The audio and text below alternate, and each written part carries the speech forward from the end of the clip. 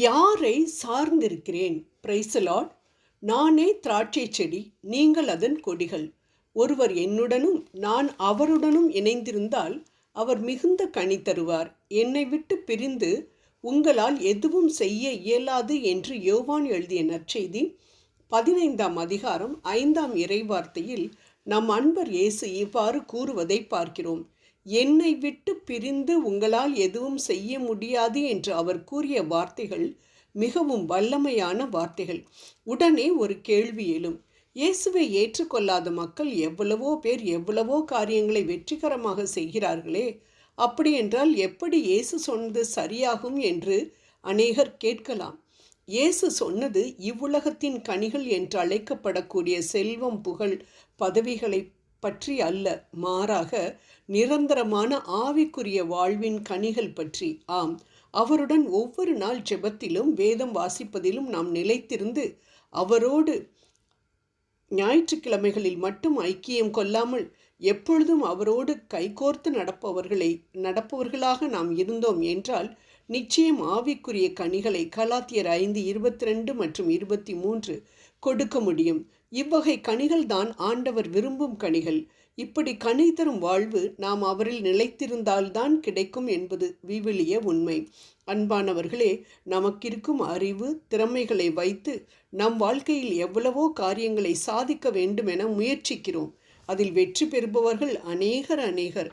ஆனால் வாழ்வின் இறுதி கட்டத்தில் இவற்றின் பின்பாக ஓடினது எல்லாம் வீண் என்று சாலமோன் ஞானி சொன்னது போல கூறின சாதனையாளர்களும் அநேகர். எவ்வளவுதான் சாதித்தாலும் தன் மரணத்தை மட்டும் எவராலும் தடுக்க முடியாதே.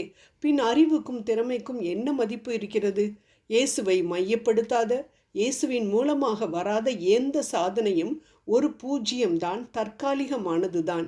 இவ்வுலக வாழ்க்கை நிரந்தரமல்ல என்றிருக்கும் பொழுது ஒருவரின் சாதனைகள் எப்படி நிரந்தரமானதாக காணப்படும்? அப்படியென்றால் அந்த சாதனைகளை புரிய தேவையான அறிவு, திறமை எனக்கிருக்கிறதே என்று பெருமைப்படுவதும், தன் அறிவு திறமையால் அனைத்தையும் தன்னால் சாதிக்க முடியும் என நினைப்பதும் மடத்தனம்தானே. இந்த மரத்தின் கனியை உண்டால் கடவுளைப் போல ஆவீர்கள் என்று சொன்னதை கேட்ட ஏவாள் கடவுளைப் போல ஆக வேண்டும் என்று நினைத்ததால் தானே அந்த கனி பார்வைக்கும் அறிவிற்கும் ஏற்றதாக கண்டு பாவம் செய்ததை நாம் தொடக்க நூல் ஆதியாகமம் 3:6 பார்க்கிறோம். ஆம், ஆண்டவரை சார்ந்து இருப்பதை விரும்பாத ஏவாளின் மூலமாக மனு குலத்திற்கே கேடு வந்துவிட்டதே.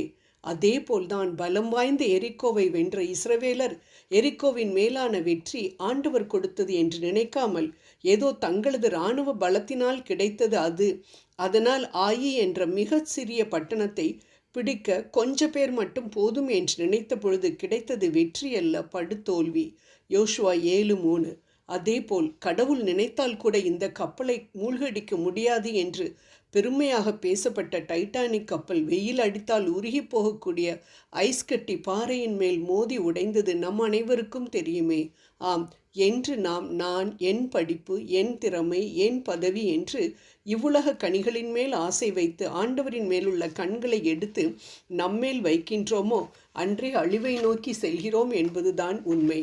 அதே சமயம் ஆண்டவரை நம்பியிருந்த தாவீது எவ்வளவு எளிதாக பலசாலியான கோலியாத்தை ஆயுத வல்லமையினாலோ தன் அறிவினாலோ திறமையினாலோ வீழ்த்தாமல் ஆண்டவரின் நாமத்தில் வீழ்த்தி வெற்றி பெற்றார் என்பதையும் நாம் 1 சாமுவேல் 17ஆம் அதிகாரத்தில் பார்க்கிறோம். இவ்வுலகத்திலும் மறு உலகத்திலும் நமக்கு நிரந்தரமான வெற்றி கிடைக்க வேண்டுமென்றால் நம்மை சார்ந்திராமல் ஆண்டவரை மட்டும் சார்ந்திருப்போம்.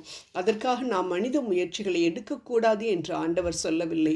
நடுகிறவனாலும் ஒன்றுமில்லை, நீர் பாய்ச்சுகிறவனாலும் ஒன்றுமில்லை, விளை செய்கிற தேவனாலே எல்லாமாகும் என்று புனித பவுல் 1 கொரிந்தியர் 3:7 சொல்வது போல, ஆண்டவரே, நான் முயற்சிகள் எடுத்துள்ளேன், ஆனால் நீர் ஆசிர்வதித்தால்தான் அது வெற்றி பெறும் என்று ஆண்டவரையே சார்ந்திருப்போம்.